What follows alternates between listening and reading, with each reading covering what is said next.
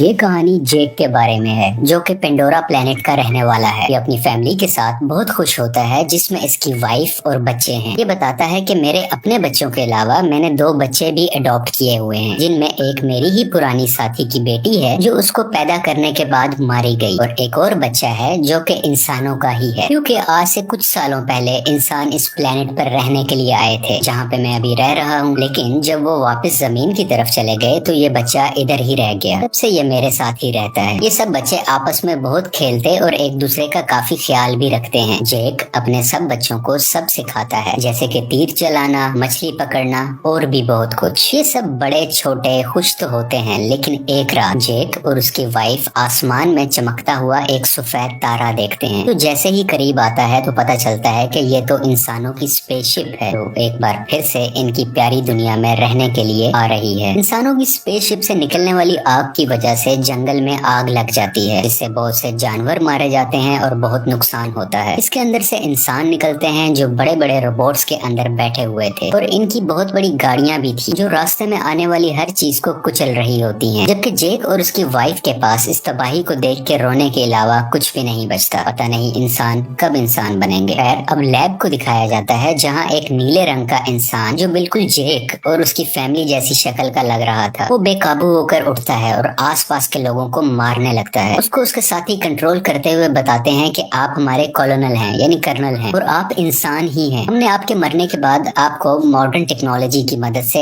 ऐसी बॉडी दे दी है जिस वजह से आप इस प्लेनेट में जिंदा रह सकेंगे। आप दिखने में इस प्लेनेट के लोगों जैसे ही लगेंगे, तो आपको फिक्र करने की कोई जरूरत नहीं है। इसी तरह बहुत से इंसानों को ऐसी बॉडी दे दी जाती है जो कि हम इन कर्नल के आसपास खड़े लोगों में देख भी सकते हैं। दूसरी तरफ जेक और उसके साथी इंसानों को रोकने के लिए उनकी ट्रेन को तबाह कर देते हैं, जिसमें उनके हथियार और खाने का सामान जा रहा था। ये लोग खुद उड़ने वाले क्रिएचर्स पर थे और इंसानों के हेलीकॉप्टर्स को भी तबाह करने के बाद उनका सामान लूट लेते हैं। जब कर्नल को इस होने वाले नुकसान का पता चलता है तो वो जेक को मारने का प्लान करता है, क्योंकि जेक ही है जो नावी लोगों का लीडर है। बेसिकली जेक और उस जैसे दिखने वाले लोगों को नावी कहा जाता है। ये सभी वो लोग हैं जो जंगलों में रहते हैं और इन्हीं ने ट्रेन पर अटैक भी किया था। लेकिन कर्नल की सीनियर ऑफिसर उसको बताती है कि हमने जब भी जेक के जंगल में अपने जहाज भेजे तो उनके उड़ने वाले क्रिएचर्स ने हमेशा उनको तबाह किया। तुम ही हमारी उम्मीद हो जो कुछ कर सकते हो। तो कर्नल जंगल में अपने कुछ साथियों के साथ पैदल जाता है जहाँ पर जेक के बच्चे खेल रहे थे। वो अपनी तरफ इंसानों को आता देखकर अपने फादर को बताते हैं, लेकिन उसी वक्त इंसान उनको पकड़ लेते हैं। कुछ ही देर में जेक की वाइफ वहाँ पर पहुंचकर एक इंसान के सर से तीर आर पार कर देती है। दोनों में लड़ाई शुरू हो जाती है। जेक की वाइफ अपनी बाकी बच्चों को तो बचा लेती है, लेकिन कर्नल उसके उस बेटे को उठा के अपने साथ ले जाता है जो इंसानी शक्ल वाला बच्चा था, जिसको इन्होंने अडॉप्ट भी किया हुआ था। जेक की वाइफ अपने बच्चे को लेके परेशान ही थी कि जेक कहता है कि हमें इस जंगल को छोड़कर जाना होगा, क्योंकि मैं यहाँ का लीडर हूँ और वो कर्नल मेरे पीछे है। क्योंकि जब पहले इंसान यहाँ आए थे तब मैंने ही कर्नल को मारा था। क्योंकि वो नीले जिस या एवाटार में जिंदा होकर दोबारा आया है तो वो मुझे मारना चाहता है। अगर मैं, तुम और हमारी मुकम्मल फैमिली यहाँ से चली गई तो हम अपने कबीले के बाकी लोगों की जान बचा सकेंगे, क्योंकि हमारा पकड़े जाने वाला बच्चा जल्द ही हमारी लोकेशन बता देगा कि हम कहाँ रहते हैं और इंसान यहाँ तक पहुँच जाएंगे। जेक की वाइफ जाना तो नहीं चाहती, लेकिन आखिरकार मान जाती है। जबकि दूसरी तरफ इंसान जेक के बच्चे पर जुल्म कर कर उसके घर का पता पूछ रहे होते हैं, लेकिन वो हिम्मत करता है और कुछ भी नहीं बोलता। तभी कर्नल आकर उनको रोकते हैं और कहते हैं कि ये इंसान है तो इसे हम इंसानों की तरह बात करेंगे। ये उसकी तरफ दोस्ती का हाथ बढ़ाकर बताता है कि मैं तुम्हारा असली फादर हूँ, और आखिरी बार जब मैं दुनिया में आया था तो मैं जानबूझकर तुम्हें यहाँ छोड़ के गया था, क्योंकि मैं साथ तुम्हें लेकर नहीं जाना चाहता था। लेकिन अब मुझे एहसास है और मैं तुम्हें अपने साथ वापस लेकर जाऊंगा। इस पर वो मासूम बच्चा मान जाता है कि ठीक है, मैं आपको जगह दिखा दूंगा। जबकि दूसरी तरफ जेक और उसकी फैमिली अपने कबीले को छोड़कर अपने उड़ने वाले क्रिएचर्स पर बैठ के यहाँ से बहुत दूर चले जाते हैं, कम से कम कहीं रहने को नया ठिकाना मिले और वो वहाँ पे रह सके।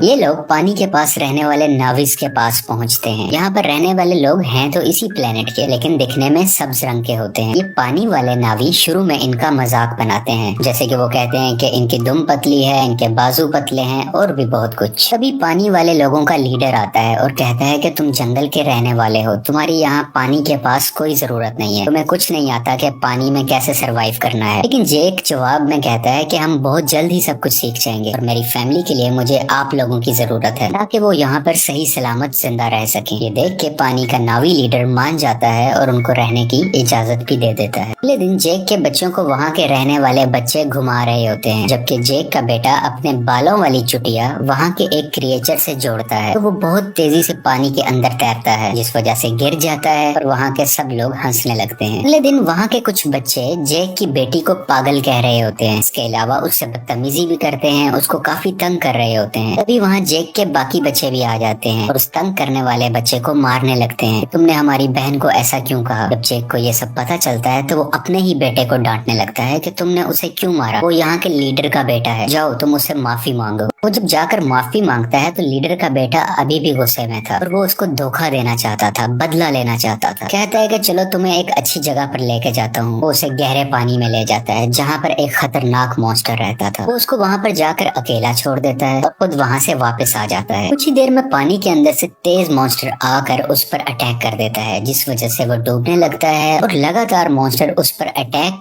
कर उसको खाने की कोशिश कर रहा होता है। दोनों आमने सामने होते हैं। तभी वहाँ सबसे बड़ा मॉन्स्टर आ जाता है जो छोटे मॉन्स्टर को अपने मुंह में डाल के पत्थर पर जोर का मारता है और उसको वहीं मार डालता है। इतनी ही देर में जेक का बेटा पानी में मजीद सांस नहीं ले पाता और डूब जाता है। जैसे ही उसकी आंख खुलती है तो वो देखता है कि सबसे बड़े पानी के मॉन्स्टर ने उसकी जान बचाई है और वो उसके ऊपर लेटा हुआ है। ये लड़का देखता है कि वो मॉन्स्टर बेचारा काफी जख्मी भी है, तो ये उसके जिस्म से कुछ लगे हुए हथियार निकाल कर उसको सुकून देता है, जिससे इन दोनों की दोस्ती हो जाती है और वो मॉन्स्टर इस लड़के को उसके घर वालों के पास छोड़ के आता है। जब सब्ज कबीले वाले नावी लीडर को ये पता चलता है कि उसके अपने बेटे ने ही जानबूझ के हमारे मेहमान को मॉन्स्टर के पास मरने के लिए छोड़ा, तो वो उसको सजा देने लगता है। लेकिन जेक का बेटा कहता है कि आपके बेटे की कोई गलती नहीं है, ये मेरा आइडिया था गहरे पानी में जाने का, मैंने ही कहा था कि हम वहाँ चलते हैं। इसे देख के लीडर के बेटे को शर्मिंदगी होती है कि इसने मुझे बचा लिया, ना कि मैंने गलत किया था, मैं तो उसको मारना चाहता था। इसी चीज को देखते हुए वो अब दिल से इनका अच्छा दोस्त बन जाता है। जेक का वही बेटा सबको बताता है कि बड़े मॉन्स्टर ने मेरी जान बचाई और सब दोस्त उसका मजाक बनाने लगते हैं और कोई भी उसका यकीन नहीं करता। अगले दिन ये दोबारा उसी बड़े मॉन्स्टर के पास जाता है और जाके बहुत ज्यादा एंजॉय करता है। वो दोनों आपस में बहुत खेलते हैं, जबकि कर्नल जेक की तलाश में अब तक फिर रहा था कि तभी उसको इन्फॉर्मेशन मिलती है कि जेक अपनी फैमिली के साथ कहाँ जा सकता है, लेकिन अभी भी एग्जैक्ट इन्फॉर्मेशन नहीं थी, इसलिए मजीद ढूंढना पड़ रहा था। कर्नल ने वहाँ के उड़ने वाले कुछ क्रिएचर्स पर अपना कंट्रोल भी कर लिया था, जैसे कि वहाँ के रहने वाले लोकल नावी लोग उन क्रिएचर्स को इस्तेमाल किया करते थे। सब इंसान जेक को ढूंढने के लिए निकल पड़ते हैं और एक जजीरे यानी आइलैंड पर पहुंचते हैं, जहाँ के लोग कहते हैं कि हमने कभी नहीं देखा जिसकी तस्वीर तुम हमें दिखा रहे हो। कर्नल को इन सब की बातें झूठ लग रही होती हैं, तो वो इन लोगों के एक क्रिएचर को मरवा डालता है। कर्नल का बेटा उसे समझाता है कि ये लोग कुछ नहीं जानते, ये सिर्फ मछलियाँ पकड़ते हैं, इन्हें छोड़ दो, ये कुछ नहीं जानते। तो कर्नल भी अपने बच्चे की बात मान लेता है, लेकिन जालिम इंसान फिर भी जाते हुए वहाँ आग लगवा कर उनके रहने की जगह को जलवा देता है। इस तरह और भी जगहों पर जाकर बहुत से मासूम नावी लोगों को मारने लगता है। सबसे बहुत कुछ पूछता है, लेकिन इस वक्त तक उसको जेक का पता नहीं चलता कि वो कहाँ पर गया।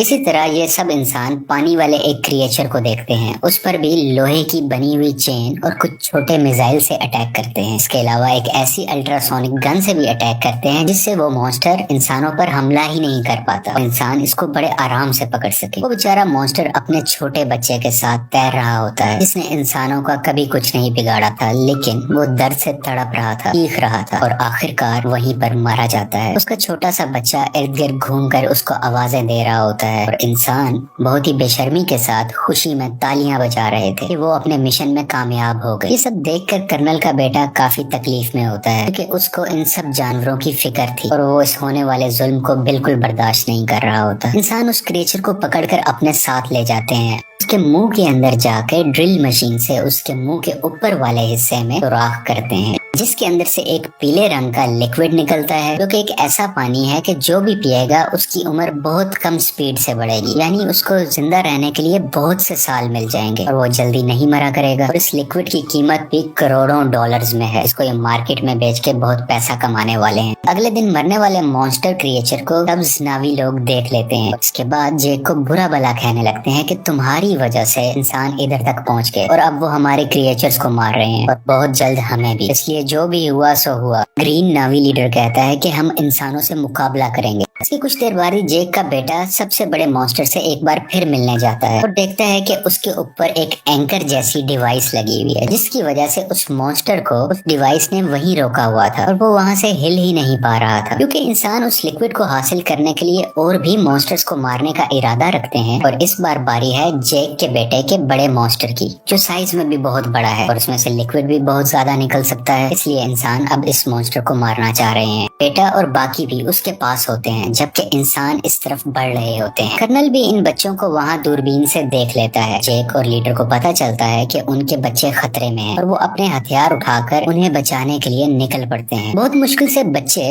बड़े मॉन्स्टर से वो डिवाइस निकाल देते हैं, जिस वजह से मॉन्स्टर वहाँ से आगे तैरकर निकल जाता है और बिल आखिर उसकी जान बच जाती है। लेकिन इंसान फायरिंग करते हुए अभी भी बच्चों का पीछा कर रहे होते हैं। यहाँ पे लीडर की बेटी मरने ही वाली होती है तो जेक का बेटा उसका हाथ पकड़कर अपनी तरफ करके उसकी जान बचा लेता है। लेकिन थोड़ी ही देर में बच्चों को बड़ा सा जाल डालकर पकड़ लेते हैं और अपनी शिप पर ले आते हैं। कुछ देर तक बच्चों के पेरेंट्स भी यहाँ आ जाते हैं, यानी कि जैक वहीं रुककर देखता है कि उनके बच्चों को शिप के आगे कर्नल ने बांधा हुआ है। कर्नल कहता है कि अगर बच्चों की जान बचाना चाहते हो तो शिप पर तुम सिर्फ अकेले आओगे। तो जेक सबकी बेहतरी के लिए अकेले जाने का फैसला करता है। तभी जेक के बेटे का सबसे बड़ा क्रिएचर दोस्त पानी के नीचे से एकदम से ऊपर आकर इनकी शिप पर चढ़ जाता है और अपने हाथों और दुम से वहाँ खड़े इंसानों को मारने लगता है और हर चीज तबाह कर रहा होता है। ये देख के जेक और लीडर के लोगों को भी मौका मिल जाता है कि वो इंसानों पर हमला कर दें और वो सब लोग शिप की तरफ बढ़ने लगते हैं। इंसानों और इन सब नावी लोगों के दरमियान काफी लड़ाई हो रही होती है। बहुत से इंसान भी मारे जाते हैं और कुछ नावी लोग भी। और वो पानी वाला क्रिएचर इंसानों की एक छोटी शिप के ऊपर से छलांग लगाकर उसको लोहे की रस्सी से इनको दबाकर मार देता है। जेक भी इंसानों का मुकाबला करते हुए बच्चों के पास आके उनको वहाँ से छुड़वा लेता है। कुछ बच्चे अपने अडॉप्टेड इंसानी भाई को भी ढूंढ लेते हैं और वहाँ से भागकर अपनी जान बचाते हैं। लेकिन उसी दौरान जेक का एक बेटा मारा जाता है और उसकी माँ ये सब देखकर अपने दिल पर काबू नहीं रख पाती और चिल्ला चिल्ला कर रोने लगती है।